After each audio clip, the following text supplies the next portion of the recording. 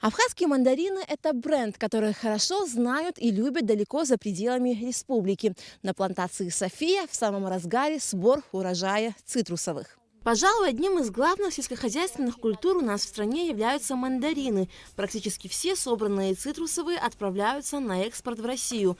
И уже совсем скоро эти сочные плоды станут вкусным украшением каждого новогоднего стола. Сельхозпредприятие «София» в Глырыбском районе – один из самых больших мандариновых питомников в республике. С 8 утра до самого вечера здесь трудятся спорщики. За один ящик цитрусовых им выплачивают 100 рублей. Приехала из Челябинска за своей мечтой поучаствовать в сборе фруктов. Ну, для меня это не сложно, это не вызывает сложность, потому что для меня это игра, больше как приключение. Наверное, я с легкостью к этому отношусь. Сложности, конечно, существуют везде, есть и посложнее места, но в основном это легко доступные все-таки места. Сколько в день можете в ящиках? Так, я собираю 22-25. На сбор цитрусовых сюда часто приезжают работники из разных регионов России и ближнего зарубежья. Наталья Павлова из Луганска уже много лет занимается сбором абхазских мандаринов. Езжу сюда каждый год, уже с 16-го года, вот 8-й сезон. Я нигде не работаю, уже пенсионер, это просто как, я не скажу, что развлечение, но мне это нравится. Мандарин собирать тяжело, но интересно и вкусно. В Абхазии произрастают несколько сортов мандарин. Самые распространенные – это уншу и карликовые.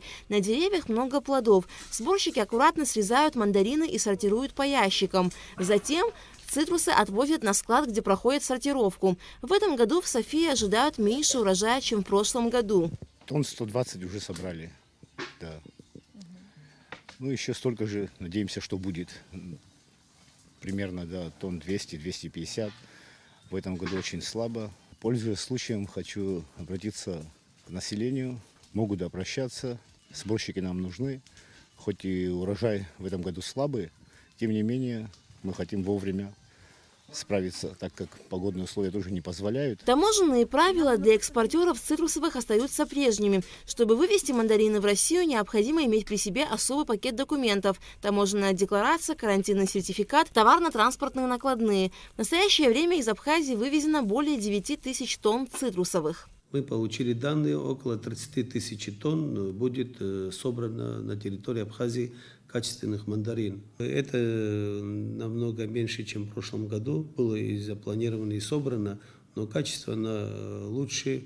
Наши таможенные службы, пограничники заранее, до начала сезона, встречались со своими коллегами за пределы нашей границы, с российской стороны, и они смогли организовать, определить отдельные дороги для проезда, отдельные пути. Пока заторов нет и не будет, потому как еще у нас есть участники внешнеэкономической деятельности, которые собирают партии этих больших грузных машин на территории, уже не непосредственно не на границе, а на территории, и они организованно выезжают. Сегодня главная задача аграриев – успеть собрать и реализовать мандарины до января. Спрос на один из главных атрибутов новогоднего застолья в последние дни декабря традиционно увеличивается.